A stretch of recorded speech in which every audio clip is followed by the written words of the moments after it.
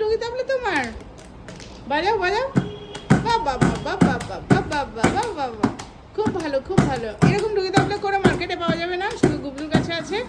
আপনারা দেখে নিতে পারেন নতুন ডুগি তবলা, গুবলুর নতুন ডুগি তবলা এগুলো।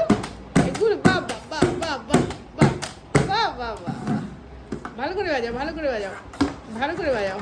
হয়ে গেছে ডুগি তবলা বাজানো, হয়ে গেছে।